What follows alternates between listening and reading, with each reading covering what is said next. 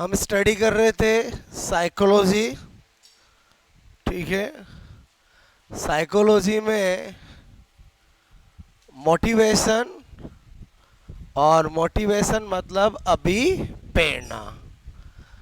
कल हमने क्या सीखा, 2 मिनट रिवाइज कर रहा हूँ, देन टू बी कंटिन्यू। कल हमने बहुत इंपॉर्टेंट चीज़ सीखी, वो था प्रेरकों का वर्गीकरण। मतलब अक्सर कंपटीशन एग्जाम में आ जाता है कि थॉमसन ने अभी प्रेरकों के क्या टाइप बताए। बोलो, मैस्लो ने क्या टाइप बताया, गेरेट ने क्या टाइप बताया। तो उन्होंने जो क्लासिफिकेशन दिया है, टाइप बताया, वो तो फिक्स है, हम पढ़ तो लेते हैं, लेकिन वहाँ एग्जाम में भूल जाते हैं, मिक्स हो जाते हैं। इसका इसमें चला जाता है, इसका इसमें चला जाता है। तो मैंने आपको तरीका बताया कि हम बात करें मेस्लो की, तो मेस्लो ने कितने टाइप बताए, 2 टाइप बताए। बोलो मेस्लो, ठीक है, का जो वर्गीकरण था, उसने कितने टाइप बताए। बोलो प्रेरक के कितने टाइप बताए, बोलो 2 टाइप बताए। एक बताया जन्मजात प्रेरक, ठीक है, और एक बताया बोलो अर्जित प्रेरक। क्लियर? अच्छा, जन्मजात में जो जन्म से ही होते हैं, जैसे मैंने कहा हमें जन्म से ही भूख लगती है, हमें जन्म से ही प्यास लगती है, हम जन्म से ही नींद लेते हैं, हम जन्म से ही विश्राम करते हैं, रेस्ट करते हैं। कि कहीं घूमने गए थे, भूख लेके आ गए, ऐसा सब नहीं है। बोलो, तो इसका मतलब जन्मजात प्रेरक ये होते हैं। अर्जित मतलब जो हम देख करके सीखते हैं, एक्वायर्ड। क्लियर? मैंने कहा रुचि है, यानी इंटरेस्ट है, हैबिट आदत है, नशा है, सब अर्जित है। बोलो क्लियर? तो मैंने कहा मेन चीज़ तो ये 2 टाइप इन्होंने बताया, वो याद होने चाहिए। तो मैंने क्या ट्रिक बताई, मैंने कहा यार मेस्लो ने ऐसा वर्गीकरण दिया कि मज़ा आ गया। क्या बोला मैंने? मेस्लो ने ऐसा वर्गीकरण दिया कि मज़ा आ गया। क्लियर? बस मज़ा आ गया, हमारा काम हो गया। कैसे? मैंने कहा देखो, में से क्या निकल गया, बोलो मैस्लो ने 2 टाइप दिए, एक तो जन्मजात और एक आग की मात्रा से क्या बताया, अर्जित। क्लियर? बोलो पहला ऐसे याद करवाया।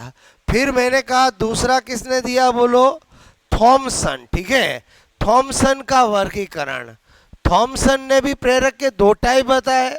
ओके, कितने टाइप बताए, बोलो 2 टाइप बताए। ओके, इसने कहा कि प्रेरक फिर 2 टाइप के होते हैं, एक होता है स्वाभाविक, बोलो एक बताया कृत्रिम। ठीक है, बोलो स्वाभाविक और कृत्रिम। स्वाभाविक को प्राकृतिक नेचुरल भी कहते हैं, और कृत्रिम को आर्टिफिशियल भी कहते हैं। क्लियर? बोलो कुछ प्रेरक हमारे स्वाभाविक होते हैं, जैसे दूसरों का अनुकरण करना, हम स्वभाव से ही अनुकरण करते हैं सबका, और करते कि नहीं करते, कुछ अच्छों का करते हैं, कुछ बुरों का करते हैं। सुझाव मतलब हमारे नेचर में है कि कोई नहीं मांगे तो भी हम सुझाव दे देते हैं, और ऐसा होता है कोई कम देता है, कोई ज़्यादा देता है। क्लियर? तो स्वाभाविक का मतलब समझ गए बोलो आपका, और कृत्रिम का मतलब क्या होता है, आर्टिफिशियल। क्लियर? तो ऐसे मैंने कहा मैन तो ये याद होने चाहिए। बोलो बात समझ में है? अच्छा, कृत्रिम में क्या बताया मैंने, दंड है, पुरस्कार है, ये सब कृत्रिम में आता है, कल डिटेल से पढ़ाया था। क्लियर? तो मैंने कहा आपको कि कैसे याद रखेंगे, तो जब थॉमसन के बारे में बहुत ज़्यादा डिटेल से जाना, तो पता चला कि थॉमसन शकी इंसान था। कैसा इंसान था, बोलो शकी इंसान। शकी इंसान मतलब समझते हो, 10 मिनट कोई लेट हो जाए तो पूछे 10 मिनट कहाँ थे या कहाँ थी, और समझे ऐसे इंसान को क्या कहते हैं, शकी इंसान कहते हैं। तो थॉमसन इजिकल टू क्या था, बोलो। अच्छा, आपको भी अगर किसी पर्सन का पता चल जाए कि ये शकी है, तो उस पर्सन का नाम आते ही दिमाग में क्या आता है, ये तो शकी है। तो थॉमसन इजिकल टू क्या है, बोलो, और थॉमसन इजिकल टू क्या है, बोलो, शकी इंसान। ठीक है, बस काम हो गया। एस थॉमसन ने 2 टाइप बताया, क्या बताया, स्वाभाविक और कृत्रिम। और कैसे याद रहेगा, समझ में आया बोलो आपको, स्वाभाविक और कृत्रिम। क्लियर? एग्जाम में आता है थॉमसन ने कौन 2 प्रेरक बताए, ऑप्शन कैसे आता है, स्वाभाविक, बोलो स्वाभाविक अर्जित, जन्मजात कृत्रिम, और मिक्स कर देते हैं ना, तो उस समय टिक करने के लिए आपके माइंड में कुछ ना कोई लॉजिक होना चाहिए।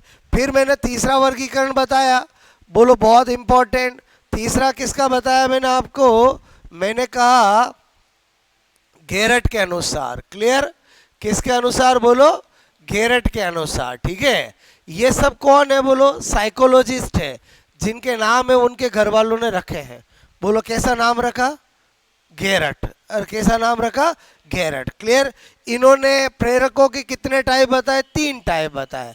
कितने टाइप बताए बोलो, 3 टाइप बताए। क्लियर, वो 3 टाइप क्या बताए, नंबर 1 जैविक प्रेरक, बायोलॉजिकल बोलो मोटिव्स। ठीक है, नंबर 2 इन्होंने बताया मनोवैज्ञानिक, मनोवैज्ञानिक प्रेरक। क्लियर, और नंबर तीसरा बताया सामाजिक प्रेरक। ठीक है, सामाजिक प्रेरक बोलो बायोलॉजिकल बोलो और साइकोलॉजिकल और सोशल। क्लियर, अगेन एग्जाम में आता है कि बहुत सी बार पूछा गया है कि गेरट ने कौन से प्रेरकों के प्रकार बताए, तो ऑप्शन में ए बी सी डी में 3-3 के जोड़े रहते हैं।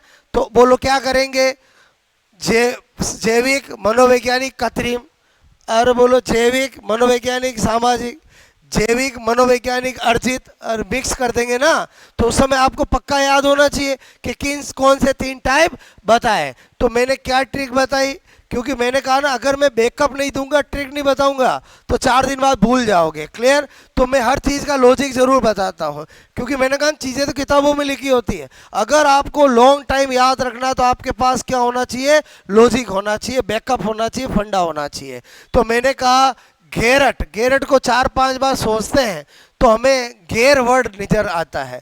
मैंने कहा आपके घर पे खाना बनता है, रोज बनता है, आप रोज जो मेंबर खाने वाले खाते हो, तो आप जब भी घर पे पहुंचते हो तो आपको मम्मी पापा या घर वाले कहते खाना खा लो, यही कहते हैं।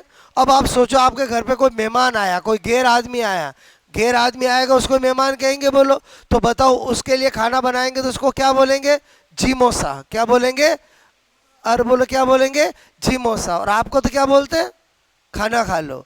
उनको क्या बोलते हैं, जीमोसा। मतलब कोई भी गैर आदमी आता है उसको क्या कहा जाता है, और बोलो क्या कहा जाता है, जीमोसा। क्लियर, बोलो अपना काम हो गया। कोई भी गैर पर्सन आएगा, गैर पर्सन आएगा तो उसके लिए खाना बनेगा तो उसको क्या कहा जाएगा, जीमोसा। जीमोसा में क्या हो गया, जैविक मनोवैज्ञानिक और बोलो सामाजिक। पहले बताओ आपको नहीं याद है फिर भी ऑब्जेक्टिव के गेम में खेल लोगे नहीं खेलोगे, बोलो काम हो जाएगा। ये हमने कल स्टडी किया था, अभी मैंने 5 मिनट में बताया, कल डिटेल से पढ़ा था, एक बार दिमाग में आ गया बोलो। अब आगे की कहानी। ओके, अब हम क्या पढ़ रहे हैं बोलो, अभिप्रेरणा। ठीक है, के सिद्धांत। बोलो अभिप्रेरणा के सिद्धांत। ठीक है, बोले तो थ्योरीज ऑफ मोटिवेशन। ठीक है, थ्योरीज ऑफ मोटिवेशन। मैंने आपको कहा कि 6 थ्योरी हमें पढ़नी है, उसमें से एक थ्योरी जो पहली पढ़ रहे हैं वो तो प्योरली अभिप्रेरणा में पढ़ते हैं, बाकी 5 थ्योरी ऐसी है जो अधिगम टॉपिक में भी आती है। Clear, okay. तो मेरे कहने का मतलब पहली थ्योरी कौन सी पढ़ाने जा रहा हूँ, बोलो आवश्यकतावादी सिद्धांत। आवश्यकतावादी सिद्धांत। ठीक है, okay. Need theory, very very important. ठीक है, अब आप पहले 5-7 मिनट सोचो मैं क्या बता रहा हूँ, इन्होंने क्या बताया, कैसे एग्जाम में क्वेश्चन आते हैं, और हम कभी भी 1 मिनट में थ्योरी को कैसे रिवाइज कर सकते हैं। क्लियर, पहले मैं अच्छे से समझाता हूँ। मैंने कहा कोई भी थ्योरी है, किसने दी है वो सबसे पहले पता होना चाहिए। प्रतिपादक कौन है, अब्राहिम मैस्लो। ठीक है, अब्राहिम बोलो, मैंने कहा मैस्लो। ठीक है, प्यार से मैस्लो मैस्लो करते हैं, पूरा नाम क्या है बोलो, इब्राहिम मैस्लो ने दी है। क्लियर, इन्होंने ये बात कही है कि कोई भी व्यक्ति है, क्लियर, वो अपनी आवश्यकताओं की वजह से लाइफ में मोटिव होता है, बोलो प्रेरित होता है। बोलो किसी को घर बनाना है तो उसके लिए प्रेरित होता है, काम करता है। किसी को घर बन गया, फिर बोलो शादी के लिए, बोलो प्रेम के लिए करता है, पता चला प्रेम भी मिल गया तो फिर कुछ ना कुछ समाज में कार्य करता है जिससे समाज के लोग उसको सम्मान दे। ऐसे करके उसने हर व्यक्ति की कितनी आवश्यकताएं बताई है, 5 आवश्यकताएं बताइए और उनका क्रम फिक्स बताया है कि हर इंसान की पहली आवश्यकता क्या होगी। जब पहली पूरी हो जाती तो इंसान दूसरी आवश्यकता के लिए काम करता है, दूसरी पूरी हो जाती तो तीसरी, तीसरी पूरी हो जाती चौथी, चौथी पूरी हो जाती तो पांचवी, और पांचवी आवश्यकता हर किसी को नहीं मिलती, सर्वोपरि होती है जो बहुत कम लोगों को मिलती है। कुछ लोग पूरे जीवन में 3 आवश्यकताओं में ही खत्म हो जाते, कुछ 2 आवश्यकताओं में ही खत्म हो जाते, कोई 4 आवश्यकता तक पहुंचता है, कुछ 5 तक पहुंचता है। तो इसका मतलब हुआ यहाँ पर पांचों की पांचों अवस्थाओं का क्रम याद होना चाहिए। पहली कौन सी, दूसरी कौन सी, तीसरी कौन सी, चौथी कौन सी और पांचवी कौन सी, वो याद होना चाहिए। क्लियर? तो मैं क्या बता रहा हूं यहाँ पर, मैंने कहा मेस्लो, ठीक है, ने अपने सिद्धांत में, ठीक है, में बोलो व्यक्तियों, ठीक है, व्यक्ति मतलब पर्सन, ठीक है, पर्सन की बोलो, मैंने कहा प्रत्येक पर्सन, एवरी पर्सन, ठीक है, कि निम्न 5 आवश्यकताएं, 5 आवश्यकताएं, ठीक है, आवश्यकताएं बताई है, ठीक है, बताई है। वो कौन सी बताई है? नंबर 1, पहली आवश्यकता बताई है शारीरिक आवश्यकता, मतलब और कुछ नहीं मिले, और खाना खाने के लिए भोजन, पानी पीने के लिए बोलो, प्यास के लिए पानी, और सांस लेने के लिए ऑक्सीजन, पहले तो ये मिलना चाहिए। बोलो समझ में आया? बोलो मैं क्या कह रहा हूँ, समझ में आया? बोलो घर मिल गया न खाना नहीं है तो वो घर किसी काम का नहीं है। मतलब पहली आवश्यकता कौन सी बताइए? बोलो शारीरिक आवश्यकता, ठीक है, शारीरिक आवश्यकता मतलब फिजिकल नीड, ठीक है, शारीरिक आवश्यकता मतलब समझ के बोलो, सबसे पहले हर इंसान की जो पृथ्वी पर है, चाहे वो जीव है, जंतु है, उसकी सबसे पहली आवश्यकता क्या है? बोलो फिजिकल नीड है। क्लियर? शारीरिक आवश्यकता का मतलब समझ के बोलो कि हमें सुबह शाम रोज खाना चाहिए, पानी पीना चाहिए, ऑक्सीजन चाहिए, ये all are physical need. Clear? बोलो आपसे मैं कहूँ शारीरिक आवश्यकता, सपोज दैट ये मिल जाती है तो फिर इंसान दूसरी आवश्यकता क्या सोचता है? सुरक्षा, ठीक है, की आवश्यकता। सुरक्षा की आवश्यकता का मतलब ये है कि उसको घर चाहिए। और बोलो समझिए सुरक्षा का मतलब क्या है? बोलो एक 4 दीवारी जिसके अंदर वो रहे। बोलो बात समझ रहे ना?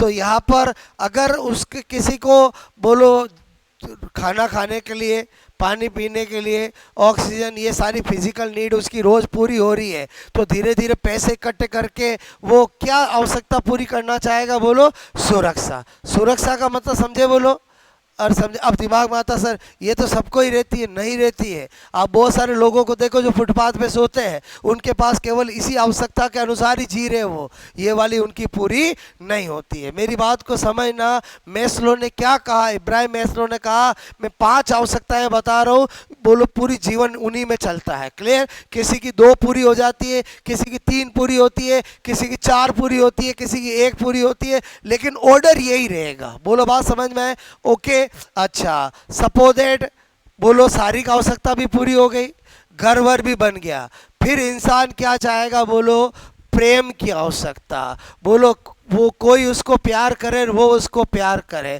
बोलो इसका मतलब सारे घर के मेंबर, बच्चे बच्चे सब आ गए इसमें। और समझे? समझे? बोलो मतलब घर है, बोलो खाना पीना सब है, लेकिन जिंदगी में कोई प्यार करने वाला ही नहीं है, तो बताओ आगे वो बढ़ेगा ही नहीं। और समझे? हमेशा यही सोचता रहेगा मेरी तो लाइफ में प्यार ही नहीं है। और बोलो समझ रहे हो ना? या प्यार का मतलब आप बहुत बड़ा मीनिंग है कि बोलो जिसके अंदर हर तरह का प्यार आता है।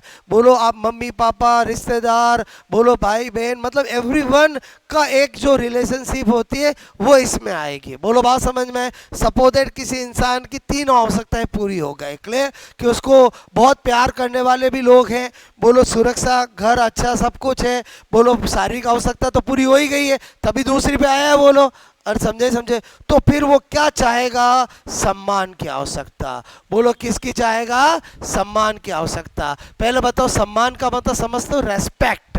क्या चाहेगा?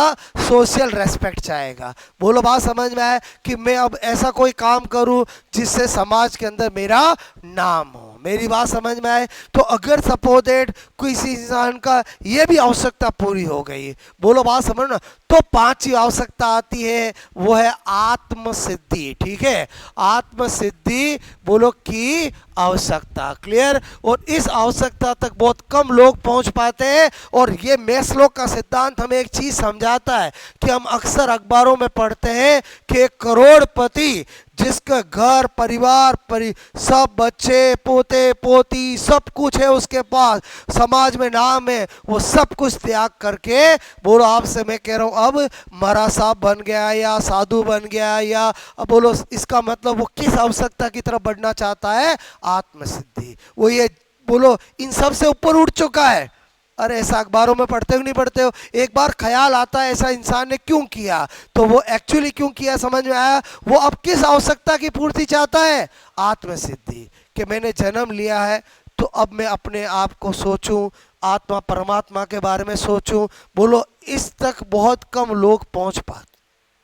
मेरी बात समझ में आई? बोलो तो ये 5 आवश्यकताएं किसने बताई है? बोलो इब्राहिम मैस्लो ने बताई। किसने बताई? इब्राहिम मैस्लो ने बताई। क्लियर? तो आई थिंक समझ में आई मेरी बात। अब एग्जाम में कैसा आता है? बोलो कभी पूछते हैं कि बोलो इब्राहिम मैस्लो ने पहली आवश्यकता कौन सी बताई, सबसे उच्चतर आवश्यकता कौन सी बताई, बोलो प्रेम के बाद की कौन सी आवश्यकता बताई, इनका ऑर्डर पूछ लेते हैं। इसका मतलब एच याद होनी चाहिए। बोलो बात समझ में? और समझे बोलो क्लियर? कोई के सर मेरी मूवी देखने की आवश्यकता है, वो इसमें नहीं आएगी। जो इब्राहिम मैस्लो ने बताई वही मैं बता रहा हूँ। अरे बोलो समझे बोलो अपनी कोई आवश्यकता इसमें मत घुसा देना। बोलो जो फिक्स है, मैंने कहा ना साइकोलॉजी की सबसे बड़ी ब्यूटी क्या है कि चीज़ें फिक्स है, बस आपको याद करने का और तरीका आना चाहिए। उससे पहले चीज़ें समझी भी होनी चाहिए। क्लियर? समझने के बाद लॉन्ग टाइम कैसे याद रखेंगे वो तरीका बता रहा हूँ। अब ये तो इब्राहिम मैस्लो ने बताया, बता दिया। अब मैं मेरा तरीका क्या बता रहा हूँ समझो। मैंने कहा आज के वर्तमान समय में और आज से 25-30 साल के समय में बहुत चेंज आया है। 25-30 साल पहले आपने देखा होगा सासुएं बड़ी बदमाश हुआ करती थी, बोलो बहुओं को बहुत परेशान करती थी। और ऐसा होता था कि नहीं होता था? फिल्में भी ऐसी बनती थी। बोलो बात समझ ना। अब 20-25 साल बाद जमाना चेंज हो गया। अब बोलो कौन किसको परेशान करती है? बहुएं सासुओं को परेशान करती है। थोड़ा कुछ कहा नहीं ना आपके बच्चे को लेके चली जाऊंगी, सासू चुप ससुर चुप।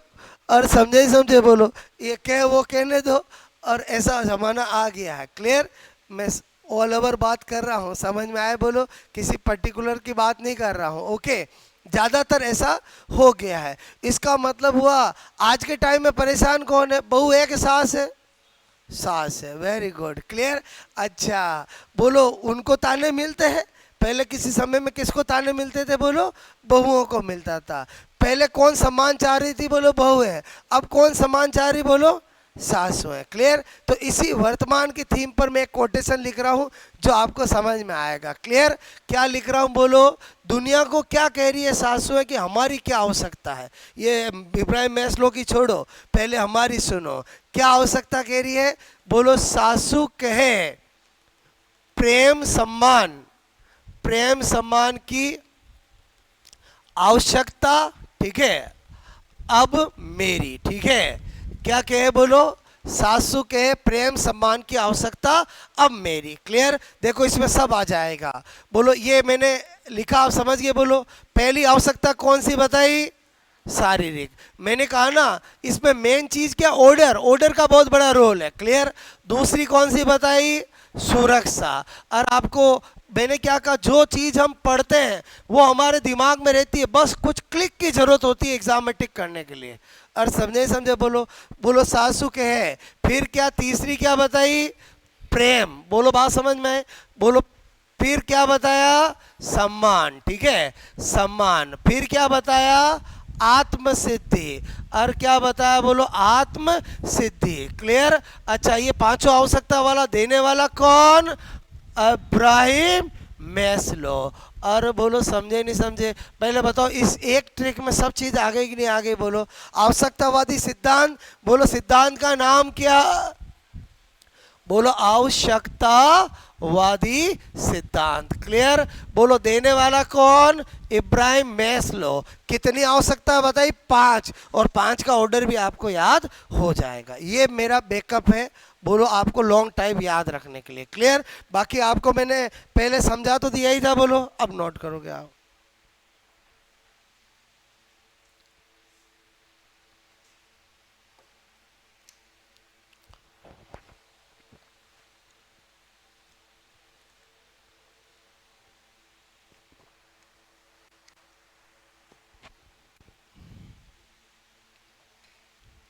ये समझ गए? Physical need, protection need, love need, respect need और गॉड नीड। ठीक है?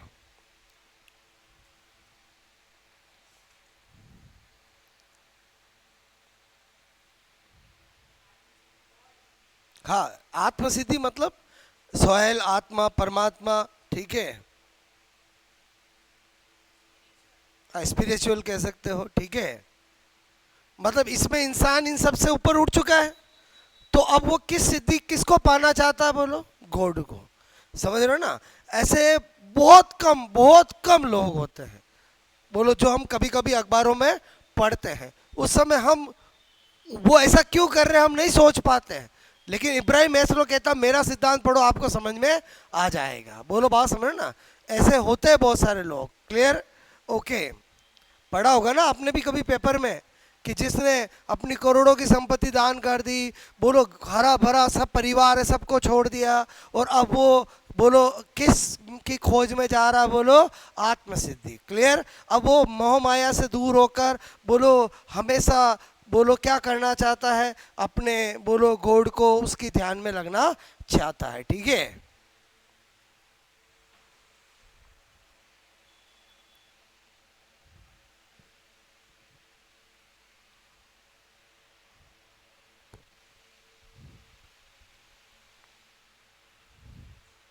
अलग अलग रिलीजन्स के अंदर लोग अलग अलग आत्मसिद्धि के तरीके होते हैं। बोलो कोई ओशो के पास चले जाते हैं, और आप कभी बोलो बायोग्राफीज पढ़ोगे तो ऐसा लगता है कि बहुत सारे लोग जब इन आवश्यकताओं से पूरे हो जाते हैं तो वो इसके लिए अलग अलग बोलो अपने तरीके अपनाते हैं। क्लियर?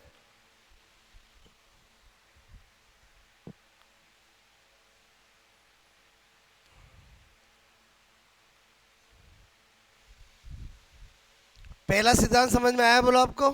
ठीक है? और याद करने के लिए मैंने तरीका बता दिया, ये नोट कर लिया आपने? बोलो ओके, नोट करोगे?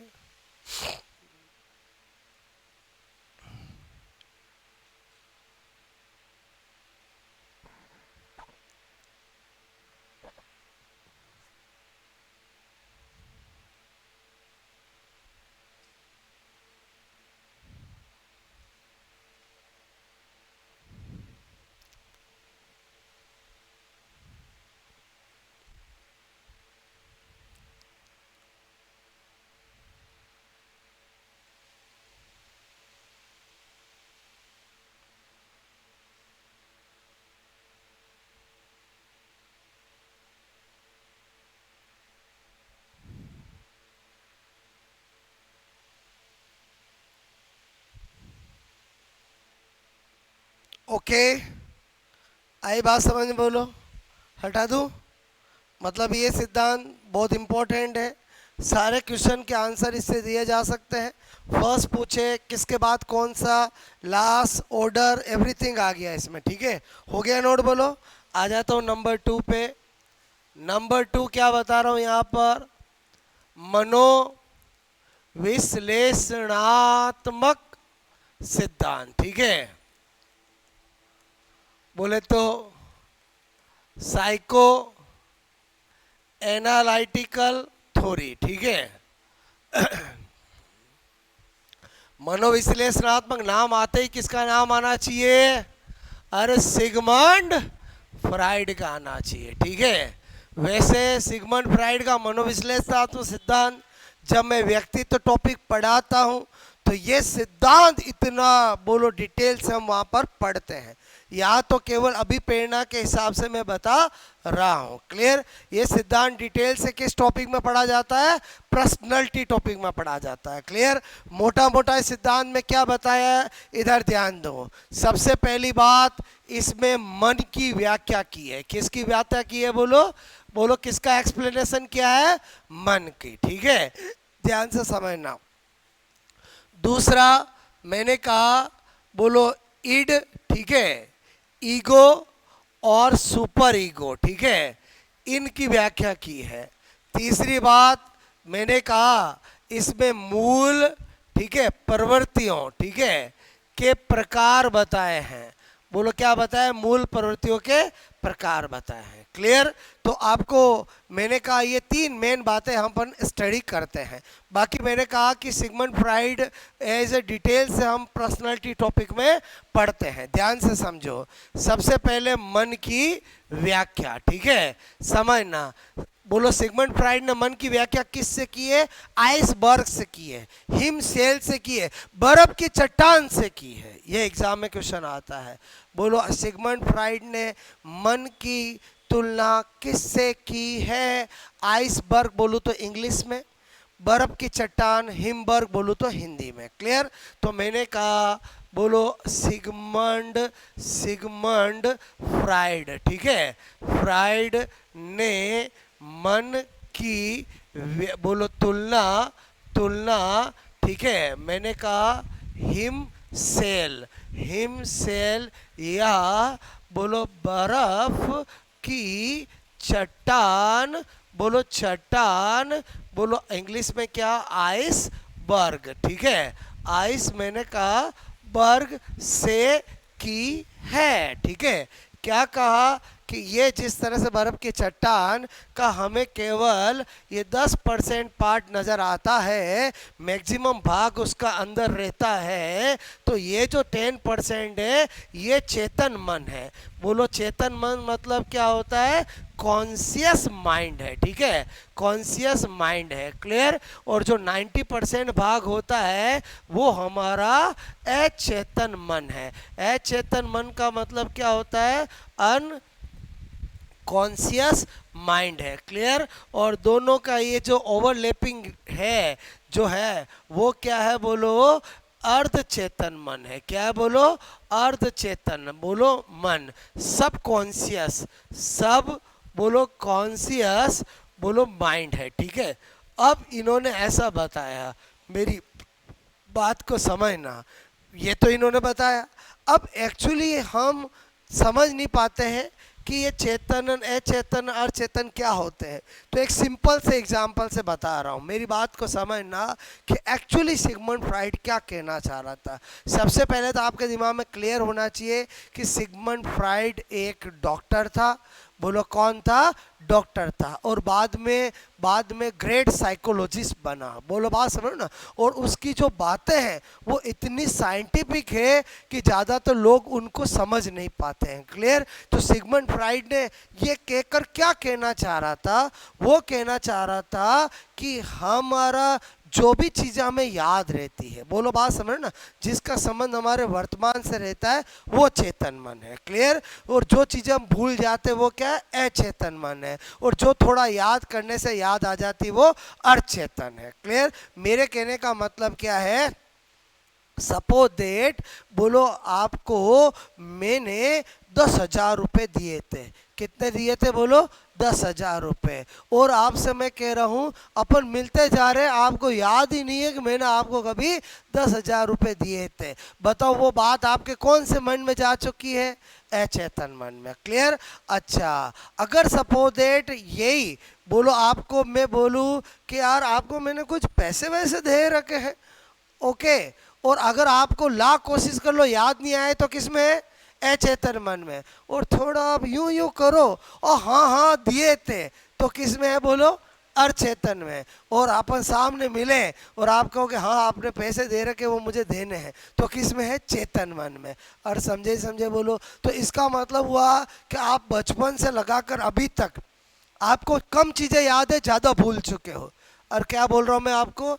कम चीजें याद है, ज्यादा भूल चुके। आप इमेजिन करो कि आज आपको पहली दूसरी तीसरी कक्षा के बोलो आपको फ्रेंड याद है क्या? बोलो और नहीं है, बोलो आप मतलब भूल चुके हो ना, क्योंकि नई चीजें आती तो हम पुरानी चीजें भूल जाते हैं। तो इसका मतलब हुआ कि हाँ, किसी से ज़्यादा ही अटैचमेंट या कुछ रहा होगा, फ्रेंड बना होगा, तो वो थोड़ा बहुत याद रहेगा, बाकी मैक्सिमम तो भूल जाते हैं। इसका मतलब हम भूलते ज़्यादा है। इसका मतलब मन का बड़ा भाग कौन सा है? अचेतन मन है। और ये कहना चाह रहा सिगमंड फ्राइड कि मन का बड़ा भाग कौन सा है? अचेतन मन। मतलब हम भूलते ज़्यादा हैं। बोलो बात समझ में? और हमें याद कम रहता है, वो कितना 10% ही याद रहता है। और समझे ही समझे बोलो। और इन दोनों के बीच की लेयर कौन सी है? अर्चेतन है। बोलो बात समझ में? इसीलिए आपको कहा जाता है जो आपको पढ़ाया जाए बराबर रिवाइज किया करता रहो, ताकि वो चेतन अर्थ चेतन में ही रहे। बोलो अचेतन में चला गया तो एग्जाम से बाहर आके याद आएगा जब पड़ोसी बताएगा। मैं क्या बताना चाह रहा हूँ समझ में आए? बोलो रिवाइज करना क्यों जरूरी है? क्योंकि चेतन मन में रहा तो भी ठीक हो जाएगा, और थोड़ा और चेतन में रहा तो भी याद करने से हो जाएगा। और नहीं तो अचेतन में चला गया तो समझ गए, बोलो लाख कोशिश कर लो याद नहीं आएगा। तो आई थिंक ये अचेतन चेतन क्या होता है समझ में आया? या अचेतन अनकॉन्शियस का मतलब बेहोश हो जाना नहीं है। मैं क्या बताना चाह रहा हूँ समझ में आया? मतलब सिगमंड फ्राइड ये कहना चाह रहा था। क्लियर? पहले बताओ, पहली चीज समझ में आई बोलो आपको? अच्छा, फिर ईड ईगो सुपर ईगो। बोलो आपसे मैं कह रहा हूं ईड, ठीक है, ईगो, सुपर ईगो, ठीक है, सुपर ईगो। 3 वर्ड किसने यूज किए? सिगमंड फ्राइड ने। सिगमंड फ्राइड ने कहा ये हमारे मन की कार्य की है। बोलो मन की क्या है? कार्य की, काइनेटिक्स है। क्लियर? कि जिसमें हमारे ईड ईगो सुपर ईगो का प्रोसेस चलता रहता है। मैं अभी एग्जांपल से समझाऊंगा। पहले ईड को हिंदी में क्या कहते हैं? बोलो, मैंने कहा इदम। क्या कहते हैं? इदम। इसको क्या कहते हैं? अहम। और इसको क्या कहते हैं? परा अहम। ठीक है, बोलो बात समझ में? बारीक इंग्लिश में क्या कहते हैं? ईड ईगो और सुपर ईगो। अब समझो ईड क्या है। बोलो सिगमंड फ्राइड कहता ईड नकारात्मक कार्यों का केंद्र है, पशु प्रवृत्ति का केंद्र है, काम प्रवृत्ति का केंद्र है, खाओ पियो मौज करो का केंद्र है, और ऑलवेज प्लेजर का सोचने वाला केंद्र है। समझ में आया? बोलो बोलो ईगो क्या है? ईगो इन दोनों में बैलेंस कराने वाला है। ये कहता है ज़्यादा सुखदायी मत बनो, ज़्यादा आदर्शवादी मत बनो। ऐसा कौन है? बोलो ईगो है। ईगो हमेशा प्लस माइनस सोचता है, इसीलिए ईगो को मन का वकील कहा गया है। क्या कहा गया? बोलो मन का वकील। क्लियर? ये कौन है? मन का जज है। बोलो बस, ये कौन है? मन का जज है। बोलो सुपर ईगो, बोलो कैसा किसी इंसान का होगा? वो उसके माता पिता, पड़ोसी, टीचर के संस्कारों पर निर्भर करता है। Person to person super ego क्या होता है? अलग अलग होता है। क्लियर? अब इन तीनों को मैं कहानी से समझाता हूँ। सपोज दैट मैंने कहा एक पर्सन है जिसको बहुत भूख लगी है, बट जेब में पैसे नहीं है। क्लियर? सामने उसको मिठाई की दुकान दिखाई देती है। क्या दिखाई देती है? बोलो मिठाई की दुकान दिखाई देती है। मन में ख्याल आता है कि मिठाई चुरा के खा लूं। इतना ख्याल आया, ये क्या है? ईड है। मन में ख्याल आना कि मिठाई चुरा के खा लूं, ये क्या है? बोलो ईड है। बात समझ में आए? अच्छा, तुरंत उसके मन में आगे विचार आना, पकड़ा गया तो जूते पड़ेंगे, पुलिस को दे देंगे, और ले गया तो पेड़ भर जाएगा। ये जो प्लस माइनस चल रहा वकील की तरह, ये क्या है? बोलो ईगो है। और ये क्या है? ईगो है। अब वो क्या करेगा? वो तो उसके संस्कारों पर निर्भर करेगा। बचपन से सिखाया गया चोरी करना पाप है, तो बोलो नहीं चुराएगा। और ये सिखाया गया चोरी करना अपना परम धर्म है, तो चुरा लेगा। आपको कि सर ऐसा भी कहीं सिखाया जाता? बिल्कुल सिखाया जाता है। जो चोर के घर में पैदा हुआ है उसका तो पुश्तैना काम चोरी है। थोड़ा बच्चा पैदा हुआ बड़ा हुआ नहीं, बोलो मुंह पे मुस्कान, पर्स कैसे चुरा लेते हैं, ऐसे गुण सिखाए जाते हैं।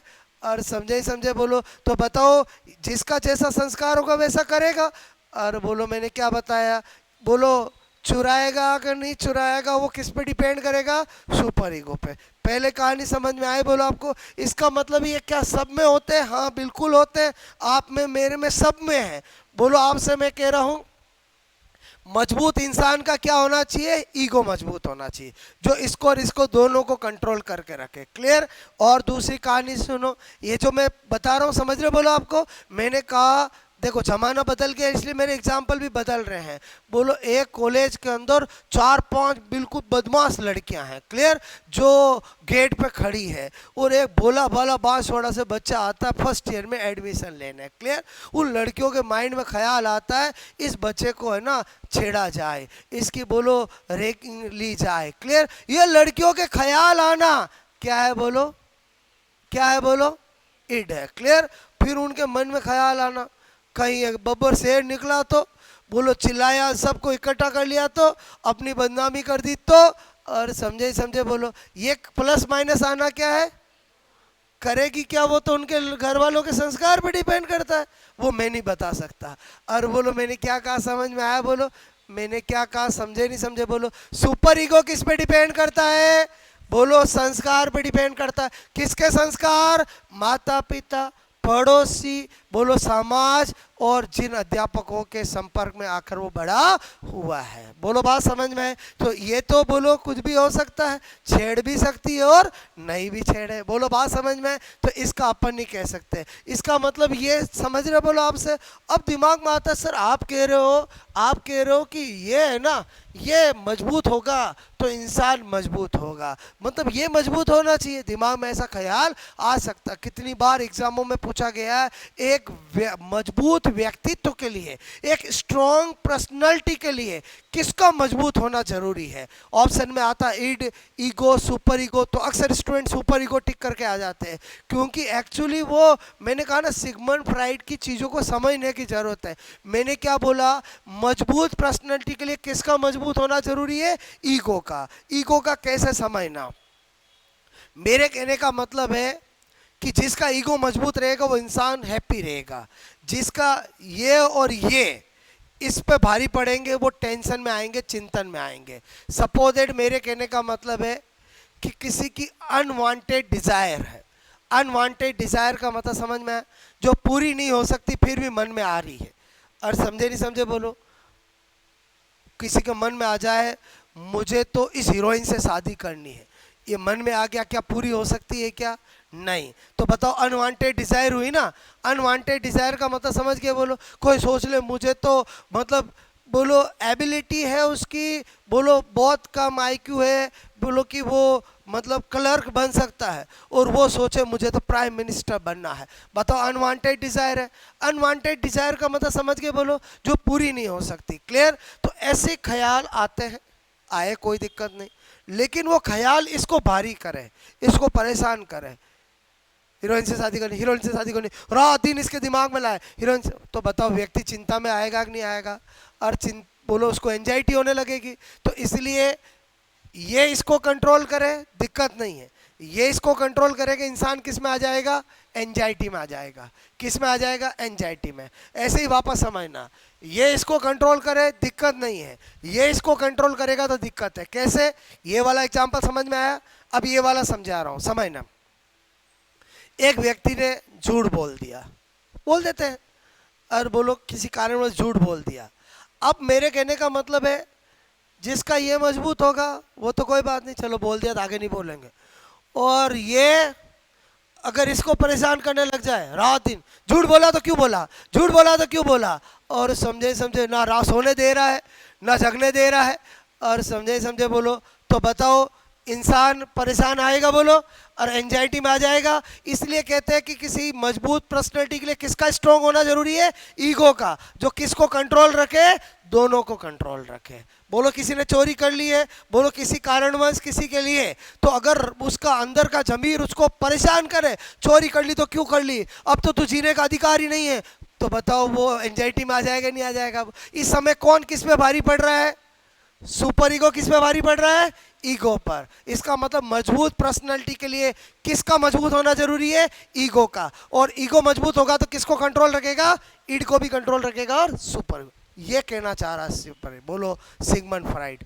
आई थिंक मेरी बात समझ में आए बोलो। अगर आपके ये फंडे क्लियर होंगे ना तो आपको आंसर टिक करने में कभी दिक्कत नहीं आएगी। क्लियर? तो इसमें मैंने क्या बताया, समझ में आई मेरी बात? अच्छा बोलो, कुछ लिख देता हूं, जब पूछा जाता तो आंसर इड होगा। मैंने कहा पशु प्रवृत्ति, ठीक है, का केंद्र, ठीक है, काम प्रवृत्ति का केंद्र, नकारात्मक प्रवृत्ति का केंद्र, खाओ पियो मौज करो, ये कहने वाला कौन बोलो? इड, क्योंकि इड ऑलवेज प्लेजर प्रिंसिपल पे काम करता है, सुखदायी सिद्धांत पे कार्य करता है। बोलो सुखदायी, ठीक है, सिद्धांत पर वर्क, ठीक है, पर कार्य करता है, ठीक है। ये सारी बातें किससे संबंधित है? इड से। ईगो क्या है? मैंने कहा id and super ego, super ego में बैलेंस बनाने वाला, ठीक है, एक चीज। दूसरा मन का वकील, ये एक एक लाइन एग्जाम के क्वेश्चन है। मन का वकील किसको कहा जाता है? क्या होगा बोलो? ईगो। समझ में आया बोलो? ओके। बोलो मैंने कहा मन का वकील ने तो ज्यादा सुखदायी तथा ने ही ज्यादा आदर्शवादी, ठीक है। पहले बताओ, इस दुनिया में जो ज्यादा आदर्शवादी होते हैं वो भी परेशान रहते हैं और दूसरों को भी परेशान करते हैं। मेरे कहने का मतलब समझना। बोलो ये क्या कह रहा है? ने तो ज्यादा क्या बनो, और ने तो ज्यादा क्या बनो? सुखदायी। ज्यादा प्लेजर का भी मत सोचो और ज्यादा आइडियल भी मत बनो, और समझे तो क्या रहोगे? हैप्पी रहोगे। समझे? समझे? स्वयं आदर्श बनने के चक्कर में दूसरों का नुकसान हो जाए तो वो आदर्श बनना भी किस काम का? और क्या कहना चाह रहा हूँ समझ में आया बोलो? इसलिए हमेशा मजबूत किसको रखना चाहिए? ईगो को रखना चाहिए। क्लियर? अच्छा, सुपर ईगो समझ गए? बोलो ये मन का जज होता है। क्या होता है बोलो? कभी भी एग्जाम में पूछे, ठीक है, ये करो ये न करो, ठीक है, ये जजमेंट कौन देता है? Super ego. मन का जज बोला ना मैंने। क्लियर? यह माता पिता, ठीक है, पड़ोसी, समाज, सोसाइटी, समाज मतलब सोसाइटी, और अध्यापकों, ठीक है, मतलब शिक्षकों द्वारा, बोलो द्वारा दिए संस्कारों पर निर्भर करता है, ठीक है। बोलो कौन सा? Super ego. आई थिंक आपको ये दो चीज समझ में आई। बोलो आपको मेरी बात समझ में आई? क्लियर? देखो अगेन बता रहा हूँ, यही सिद्धांत मैं आपको व्यक्तित्व टॉपिक में बहुत डिटेल से पढ़ाता हूँ। अभी तो मैं केवल आपको मेन बात बता रहा हूँ। बात समझ रहे हो ना? क्लियर? फिर मैंने कहा मूल प्रवृत्ति। एक बार आपको समझ में आ रहा बोलो कि ये चेतन, अचेतन, अचेतन क्या है? दिमाग में पिक्चर क्लियर हुई? आपको इड, ईगो, सुपर ईगो क्या है? दो एग्जाम्पल मैंने दिए, 50 एग्जाम्पल बन सकते हैं। क्लियर? और नंबर 3 मैंने कहा मूल प्रवृत्ति, ठीक है, मूल प्रवृत्ति। इसी को क्या कहा जाता है? ट्राइब। क्या कहा जाता है? ट्राइब। ये ट्राइब जर्मन वर्ड है जो सिगमंड फ्राइड ने मूल प्रवृत्ति के लिए दिया था। क्लियर? क्या दिया बोलो? ट्राइब। ओके। के प्रकार, 2 प्रकार बताए हैं, ध्यान से समझना। मूल प्रवृत्ति शब्द मैकडूगल ने दिया है, मूल प्रवृत्ति सिद्धांत मैकडूगल ने दिया है, मूल प्रवृत्ति का जनक मैकडूगल है। केवल सिगमंड फ्राइड ने अपने सिद्धांत में मूल प्रवृत्ति के 2 प्रकार बताए हैं। बोलो बात 14 समय के अनुसार 14 बोलो आपसे मैं करूँ मूल प्रवृत्तियाँ होती है, ये सब किसने बताया? मैकडूगल ने बताया। क्लियर? तो मेरे कहने का मतलब मूल प्रवृत्ति के प्रकार, एक बताया जीवन मूल प्रवृत्ति, जीवन मूल प्रवृत्ति, और एक क्या बताया, मृत्यु मूल प्रवृत्ति। ठीक है, मृत्यु मूल प्रवृत्ति। ये दो किसने बताया बोलो, सिगमंड फ्राइड ने बताया। सिगमंड फ्राइड ने कहा इस दुनिया में इंसान जितने भी सकारात्मक कार्य करता है वो किसके बोलो लिए करता है, जीवन मूल प्रवृत्ति के तहत करता है। बोलो कोई भी सकारात्मक कार्य, घर बनाएगा, शादी करेगा, बच्चे XYZ जो भी करेगा वो किस टेंडेंसी के तहत करेगा, बोलो लाइफ के लिए करेगा। बोलो बात समझ में है। तो जीवन मूल प्रवृत्ति क्या बोलो, व्यक्ति सकारात्मक, ठीक है, कार्य बोलो इसी के तहत ठीक है, तहत करता है। किसके तहत करता है, जीवन मूल प्रवृत्ति। बोलो सकारात्मक कार्य मतलब समझ गए, बोलो रचनात्मक कार्य है। अरे बोलो समझे बोलो क्लियर। और इसे मतलब किसको, जीवन मूल प्रवृत्ति को। सिगमंड फ्राइड ठीक है, फ्राइड ने इरोज, ठीक है, इरोज भी कहा है। अब ये इरोज ट्राइब, अब इसको भी बताऊंगा। ये शब्द आपको क्यों नहीं पता चलेंगे, बिकॉज ये जर्मन शब्द है। क्या आपको जर्मनी आती है क्या, अरे नहीं आती है ना। तो जो भाषा नहीं आती उसके शब्द अपने को अजीब ही लगते हैं। और समझे तो जर्मन में इरोज को क्या कहते हैं, जीवन मूल प्रवृत्ति। क्लियर। अच्छा याद कैसे रखोगे वो मैं अभी लॉजिक बताऊंगा। मृत्यु मूल प्रवृत्ति, सिगमंड फ्राइड क्या कहता है, इंसान नकारात्मक कार्य बोलो तोड़ फोड़ के कार्य मृत्यु मूल प्रवृत्ति के तहत करता है। आप सोचो खुद, कोई इंसान दीवार से अपना सर फोड़ रहा है, कोई इस चीज को तोड़ रहा है, उस चीज को तोड़ रहा है, अपन देख के नहीं कहते इसका अंत आ गया है। अरे बोलो कहते कि नहीं कहते, बताओ। मैं क्या बता रहा हूँ, मेरी बात को समझना। कोई इंसान दीवार पे अपना, मैं करके नहीं बताऊंगा, वर्बली बोल रहा हूँ, ऐसा जनरली होता है कि नहीं होता है। आप इतनी दुनियादारी में देखते हो, कोई इंसान मतलब इतना अंदर से फ्रस्ट्रेट हो जाता है, बोलो इसको तोड़ रहा है, उसको तोड़ रहा है। अरे ऐसा होता है कि नहीं होता, बोलो। तो लोग क्या कहते हैं उसको देख के, इसका क्या आ गया है, अंत आ गया है। इसका मतलब सिगमंड फ्राइड क्या कहना चाहता है कि व्यक्ति नकारात्मक कार्य, ठीक है, नकारात्मक कार्य में सब आ गया, बोलो अरे तोड़ फोड़। अच्छा वो जो भी कर रहा है वो सकारात्मक है नकारात्मक है, और नकारात्मक में हर वो गलत चीज आ जाती है। क्लियर। तो मैंने कहा व्यक्ति नकारात्मक कार्य बोलो इसी के तहत, ये इसी के तहत मतलब समझ के बोलो मृत्यु मूल प्रवृत्ति के तहत बोलो करता है। ठीक है। अच्छा सिगमंड फ्राइड, इसे सिगमंड फ्राइड ठीक है ने थेनाटोस ठीक है भी कहा है।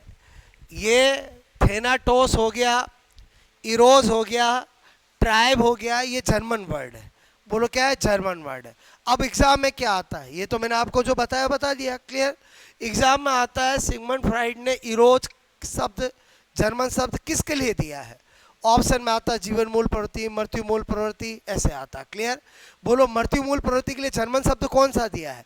ऑप्शन में क्या आएगा, बोलो ट्राइब आएगा, लिबिडो आएगा, ये सारे शब्द सिगमंड फ्राइड के ही है।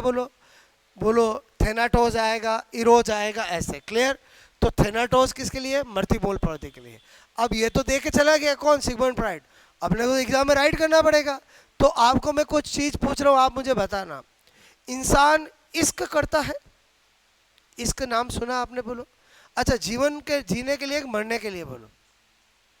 और सच्ची सच्ची बोलो, जीवन जीने के लिए। ओके।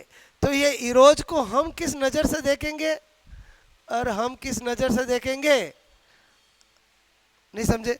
आपका तो ठीक हो ही जाएगा। एग्जाम में पूछा जीवन मूल प्रवृत्ति लिए कौन सा जर्मन शब्द दिया है, आपको कि सर ने कहा था जीवन मूल प्रवृत्ति जीने के लिए इंसान इश्क करता है। आपको इश्क तो मिलेगा ही नहीं, इरोज ठीक हो जाएगा।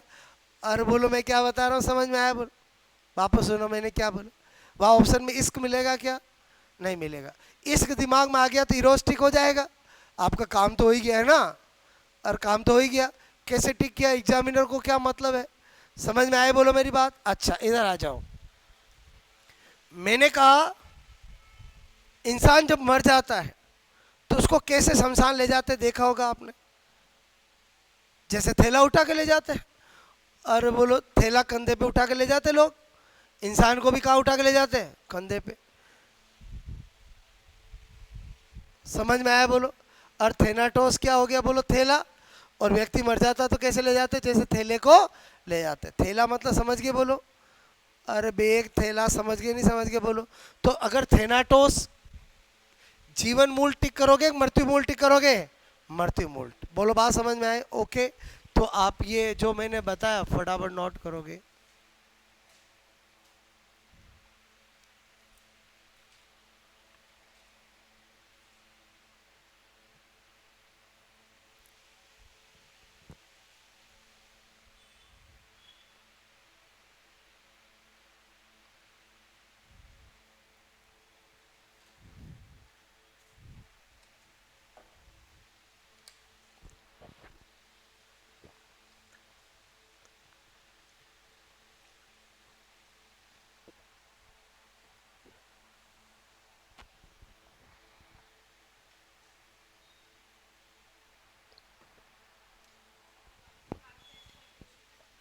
क्या? एक्सप्लेनेशन ऑफ माइंड, माइंड मन, स्टेट ऑफ माइंड कह सकते हो, ठीक है। एक्सप्लेनेशन ऑफ माइंड कह सकते हैं।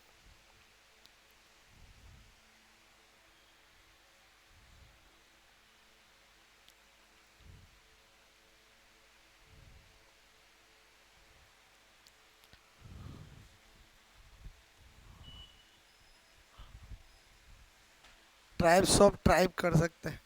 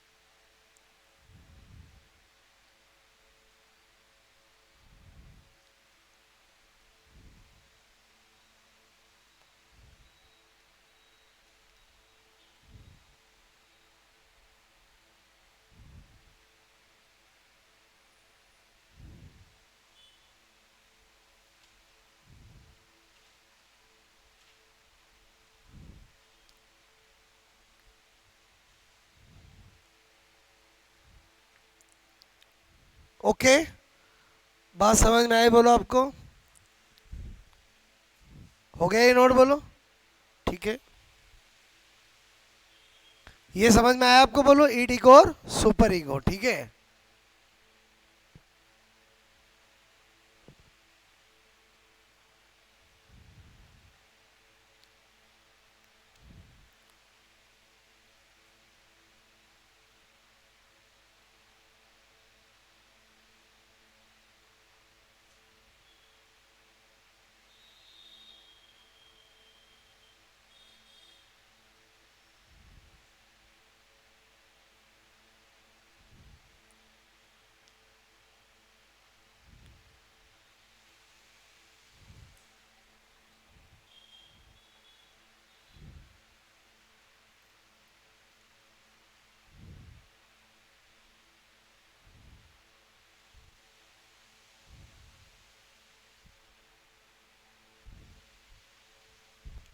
सेंटर ऑफ लिबिडो, काम प्रवृत्ति को इंग्लिश में क्या बोलते हैं, libido. Centre of negative work, समझ गए बोलो, ठीक है। एनिमल टेंडेंसी, लिबिडो, लिबिडो, ठीक है। काम प्रवृत्ति मतलब हर समय इंसान का ये सोचना मुझे सेक्स करना है। बोलो बात समझ ना, ये एक्चुअली सिगमंड फ्राइड ने बताया है, क्लियर।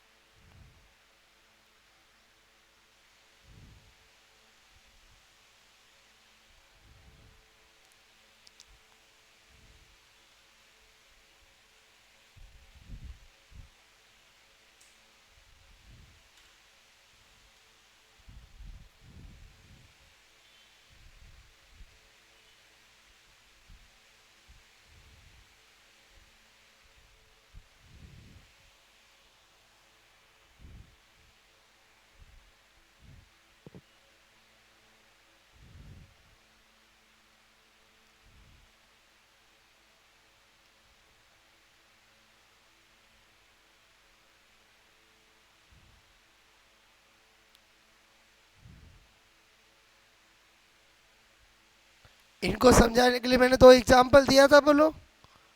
और दिया था ना, समझ में आया था, बोलो। ठीक है।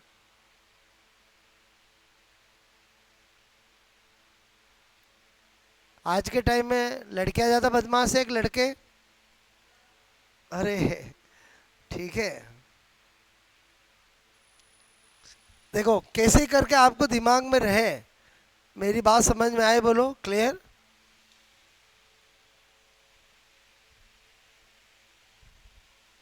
ये सारे क्वेश्चन है एग्जाम के, बोलो बात समझो ना, यही लाइन लिखी हुई आती है और ऑप्शन में वो रहते हैं, ठीक है। हुआ ये नोट, बोलो।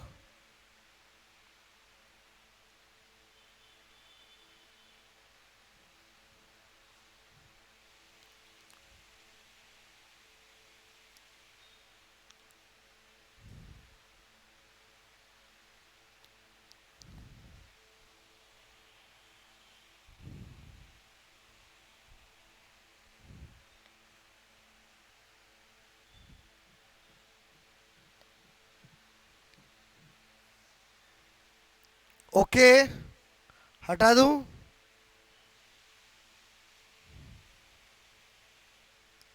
हो गया नोट, बोलो।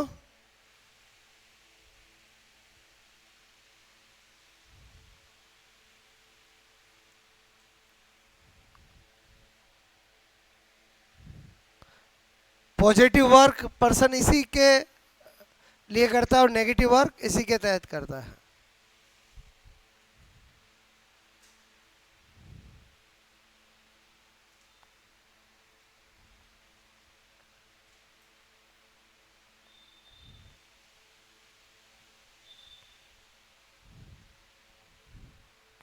ये क्या हो गया, लाइफ मैन टेंडेंसी, वो डेथ मैन टेंडेंसी, ठीक है। लाइफ टेंडेंसी और डेथ टेंडेंसी, ठीक है।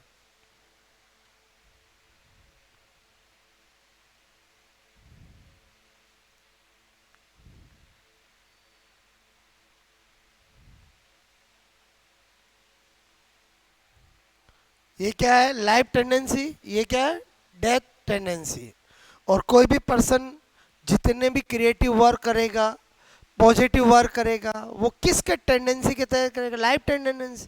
और नेगेटिव वर्क करेगा वो किसके करेगा, बोलो, डेथ टेंडेंसी, ठीक है। मैंने आपको प्रैक्टिकल एग्जांपल बताया ना कि कोई इंसान अपनी दीवारों से सर फोड़ रहा है, तो अपन नहीं देख के कहते कि इसका अंत आ गया है, और ऐसा कहते कि नहीं कहते, बोलो क्लियर। जिसको बहानी नहीं है, लकड़ी से ये कांच तोड़ रहा है, इसका घर तोड़ रहा है, वो तोड़ रहा है, तो अपन नहीं कहते कि बोलो अब तो इसका अंत आ गया है, बोलो बात समझ ना।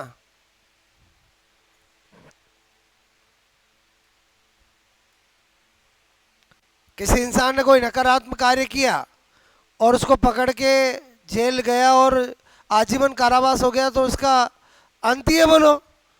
और समझे नहीं समझे, बोलो क्लियर। मतलब इन शब्दों को समझो आप। और समझे नहीं समझे, बोलो। मतलब डेथ का मतलब या मृत्यु का मतलब मरना, वो मरना नहीं है। और समझे नहीं समझे, बोलो क्लियर। किसी इंसान ने गलत काम किया और आजीवन कारावास हो गई, तो उसका अंत ही है ना। और बोलो समझे नहीं समझे, बोलो क्लियर। तो कोई भी पर्सन नकारात्मक कार्य करता है वो इसी टेंडेंसी के तहत करता है, बोलो बात समझ में। इसको क्या वर्ड दिया है, थेनाटोस। और इसको क्या दिया, इरोज, क्लियर। तो इरोज का ट्रिक क्या बताई, और थेनाटोस की क्या बताई, थेला। समझ गए, बोलो ओके। और पर्सन मर जाता है तो उसको कैसे उठा के ले जाते हैं, थैले की तरह। थोड़ा ध्यान रखने के लिए बता रहा हूँ आपको, क्लियर ओके। तो दो सिद्धांत समझ में आया, बोलो। मेन आपको 1 मिनट में रिवाइज करें, आवश्यकतावादी सिद्धांत की क्या ट्रिक बताई, बोलो। बोलो क्या बताई, सासू के प्रेम सम्मान की आवश्यकता अब है मेरी। इसमें सब आ गया था, बोलो। आपको पांचों आवश्यकता का ऑर्डर याद रहेगा, पहले शारीरिक, फिर सुरक्षा, फिर प्रेम, फिर सम्मान और फिर आत्मसिद्धि, क्लियर। काम हो जाएगा। और सिगमंड फ्राइड वाला समझने का था, चाहे वो मन का था, conscious mind, subconscious mind, unconscious mind का एक्चुअल मीनिंग समझे आप, बोलो। और समझे समझे, बोलो क्लियर। जो चीज़ें हम भूल जाते हैं वो किस माइंड में है, अनकॉन्शियस। जो याद रहती है वो कॉन्शियस में, जो भूल जाते हैं लेकिन थोड़ा याद करने पर याद आ जाती है वो सबकॉन्शियस में। और समझे समझे बोलो, बात समझ में? तो आपको पढ़ते रहना चाहिए, रिवीजन करते रहना चाहिए, ताकि चीज़ें आपके कॉन्शियस माइंड और सबकॉन्शियस में ही रहे, अनकॉन्शियस में नहीं चली जाए। और समझे समझे बोलो, क्लियर? ओके चलो।